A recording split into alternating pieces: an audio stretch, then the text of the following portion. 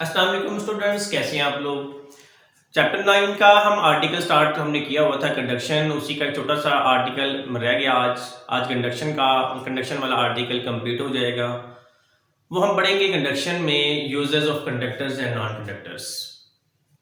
वो जो कंडक्टर किसे कहते हैं और नॉन कंडक्टर किसे कहते हैं, इस चीज़ के बारे में जब आपको अंडरस्टैंडिंग होगी तब हम बेटर अंडरस्टैंडिंग आप डेवलप कर सकेंगे, किसी को समझा सकेंगे कि कंडक्टर्स और नॉन कंडक्टर्स कौन से होते हैं और कंडक्टर ही इस्तेमाल क्यों किए जाते हैं, किसी पॉइंट पे इंसुलेटर ही इस्तेमाल क्यों जाते हैं, या हम इनके दरमियान में ऐसा क्या डिफरेंस देखते हैं जिसकी बिना पे हम इसको इस्तेमाल करते हैं। तो बहुत ही सिंपल है। कंडक्टर्स किसे कहते हैं?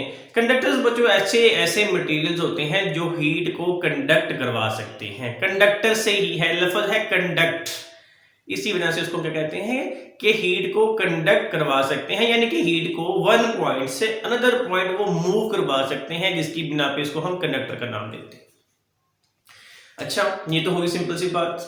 और कंडक्टर्स के अंदर एक और बात आपको बताते चला जाऊं कि कंडक्टर्स के अंदर फ्री इलेक्ट्रॉन भी मौजूद होते हैं और यही फ्री इलेक्ट्रॉन जो उनसे होता है ये हीट को फ्लो करवाने में मददगार साबित होते हैं।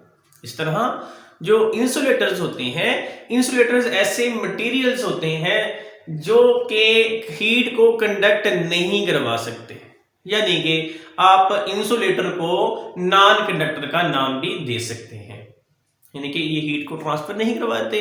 क्यों नहीं ट्रांसफर करवाते? क्योंकि इनके अंदर फ्री इलेक्ट्रॉन्स मौजूद नहीं होते। जब इसके अंदर फ्री इलेक्ट्रॉन्स मौजूद नहीं होते तो ये हीट को कंडक्ट नहीं करवा सकते। बेसिक डिफरेंस तो यही है। फर्स्ट डिफरेंस आप ये भी लिख सकते हैं कि कंडक्टर्स और नॉन कंडक्टर्स में फ्री इलेक्ट्रॉन का डिफरेंस होता है। इसके यूजेस हमने पढ़ने हैं आज। यहाँ पर यूजेस पढ़ने के लिए मैंने कुछ पॉइंट यहाँ पर मेंशन किए हुए हैं, उन पॉइंट को साथ में डिस्कस भी करेंगे और एट द एंड इसकी समरी बनाएंगे कि कंडक्टर्स और नॉन कंडक्टर्स में डिफरेंस क्या होता है। Uses of conductors and non conductors, इसकी कुछ बेसिक मेथड है। यहाँ हम जो है वो नॉन कंडक्टर को ज्यादा फोकस करेंगे, क्योंकि कंडक्टर हमने ऑलरेडी पढ़ ली होगा कंडक्शन से, तो ज्यादा फोकस करेंगे नॉन कंडक्टर्स के ऊपर। तो नॉन कंडक्टर्स जो कौन से होते हैं, इसके कुछ बेसिक आइडियाज हैं, जैसे कि water tank insulated, hot water tank या water tank insulated by plastic और फोम लैगिंग। क्या मतलब है इसका, जरा गौर से समझे। मैं स्टेटमेंट को दोबारा पढ़ता हूं, क्या लिखा हुआ है, water tanks insulated by plastic और फोम लैगिंग। फोम लैगिंग, मैंने अपने घर में एक टैंकी बनाई हुई है, पानी की टैंकी। सिंपल टैंकी कैसी है, ये जी टैंकर है पानी का, वो बनाया हुआ ईंटों का। ये जी आप भी बना सकते हैं इसको। ये एक टैंकर, यहाँ ये टैंकी मैंने बना ली, ठीक है बच्चों। टैंकी बना के फिर मैंने क्या किया, इसके अंदर जो होगा वो सारा का सारा वाटर, इसके अंदर क्या होगा, सारा वाटर होगा। अच्छा, फिर क्या किया, फिर यहां पर एक और टैंकी बनाई,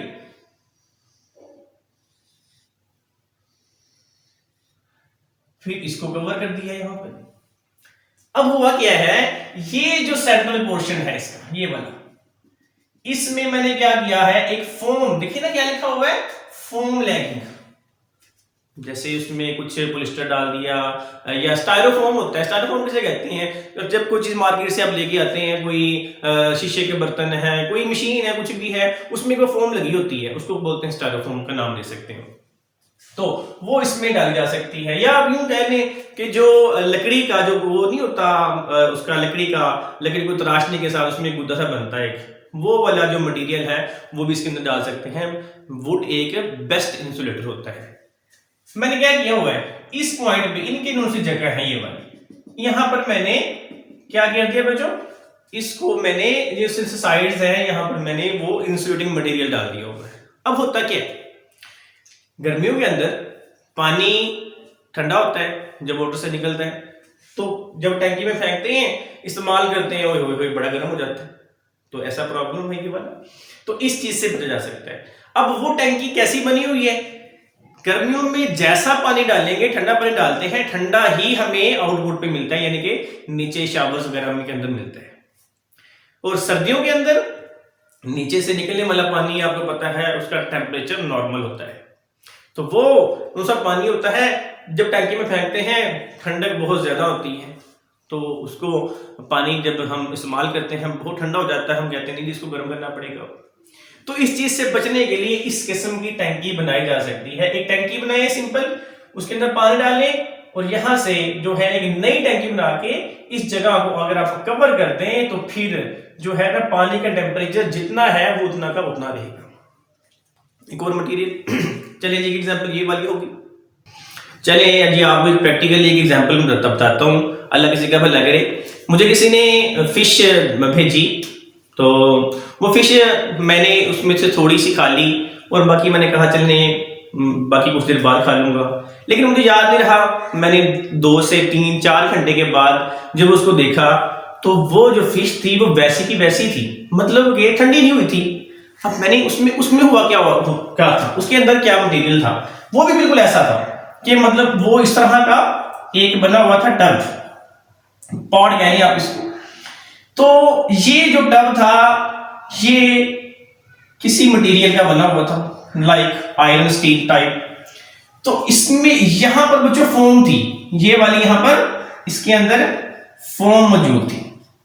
अब यहां से फिर इसको प्लास्टिक मटेरियल से कवर किया गया था और यहां से इसको बंद कर दिया गया, और यहां पे जो थे ना वो पीस पड़े हुए थे, जिसको मैंने क्या बोला कि ये फिश के पीस थे। इतनी ही फिश थे जी, काफी सारी फिश थी। तो ये जो फिश के पीस हैं इनको 3 से 4 घंटे के बाद जब मैंने दोबारा उसको खोला, मैंने कहा हो अब तो मुझे गर्म करनी पड़ेगी, लेकिन देखा कि वो तो जितनी पहले गर्म थी तकरीबन उतनी ही अब भी गर्म थी। आराम से इसको नोट फरमाया, और इसका मतलब क्या है कि ये देखिए ये मटेरियल बिल्कुल इसी मटेरियल को कॉपी कर रहे हैं। तो ये चीजें हम घरों के अंदर नॉर्मल कॉमन तौर पर इस्तेमाल करते हैं। थर्मास, चाय इस्तेमाल करते हैं जी, चाय बना ली है, अच्छा भाई अगर 2 घंटे बाद पीनी है तो ठंडी हो जाएगी, तो इसको मजीद गर्म फिर करना पड़ेगा, हमारी एनर्जी ज़ाया होगी, फ्यूल कंजप्शन होगी हमारी। अब फ्यूल कंजप्शन से बचने के लिए जो है हम क्या करते हैं, थर्मास वगैरह इस्तेमाल करते हैं। तो जो थर्मास में क्या होता है, यही चीज थर्मास के अंदर भी लगाई गई होती है, उसके अंदर फोम डाला गया होता है, फोम उसके अंदर अच्छी तरह उसके अंदर डाला गया होता है टाइट करके, तो चाय गर्म नहीं होती वगैरह वगैरह। ये तमाम ऐसे मटेरियल्स हैं जो हम नॉर्मल कॉमन इसको हम इस्तेमाल करते हैं घरों में। सेकंड क्या है जी, वॉल कैविटीज। वॉल कैविटीज इसका मतलब क्या है, पुराने जमानों में जो पुरानी बिल्डिंग्स बनी हुई हैं, अभी आपको जाने का इत्तेफाक हुआ हो तो वो कमरे बड़े ठंडे रहते हैं, गर्म नहीं होते। ऐसे कैसे होता है, एक्चुअली वहां पर भी बिल्कुल यही काम किया जाता है कि जी ये जो है यहां पर वही नॉर्मल अंडरस्टैंडिंग, ये जी आपका कमरा है, फर्स्ट डे चलिए जी आप इसको कह दें कि ये अब क्या है आपके पास है रूम है जी, ये वाला रूम है। तो ये छत तो होगी इसकी, ये रूफ है, तो ये कमरा कंप्लीट बन गया। यहां से फिर गैप रखा जाता है, यहां से फिर गैप डाला जाता है। अब यहां पर इसको कह लेंगे यहां पर क्या है, गैप। अच्छा बच्चों एक और बात, यहां पर या तो आप कोई इंसुलेटिंग मटेरियल डाल दें या फिर इसके अंदर एयर भी हो। आपको पता होना चाहिए कि एयर एक बैड कंडक्टर है, एयर एक बैड कंडक्टर होती है। तो यहां अगर एयर भी होगी, कुछ भी नहीं फिल किया होगा, तब भी इस कमरे को जो है वो हीट नहीं लगेगी। फर्स्ट करें जी इस कमरे का टेम्परेचर, जो नॉर्मल टेम्परेचर इस कमरे का है वो अगर आपके पास है 25 डिग्री सेंटीग्रेड, लेट्स सपोज, इस कमरे से हीट क्या होगी, बाहर जाएगी, मूव करेगी, लेकिन इसमें ये क्या हो जाएगी, ये हीट को ये वाला जो पार्ट है इसको ट्रैप कर देगा, इसको जाने नहीं देगा, और बाहर वाली गर्म हवाएं हैं या ठंडी हवाएं हैं वो यहां तक नहीं पहुंच सकेंगी। इसका मतलब है रूम का टेम्परेचर जितना होगा, जितना पहले है उतना का उतना रहेगा, उसमें कोई चेंजिंग नहीं आएगी। ये है जी, इसको क्या बोलते हैं, वॉल कैविटीज। कैविटी का मतलब क्या होता है कि दरमियान में जो जगह खाली है इसको हम कैविटी का नाम देते हैं।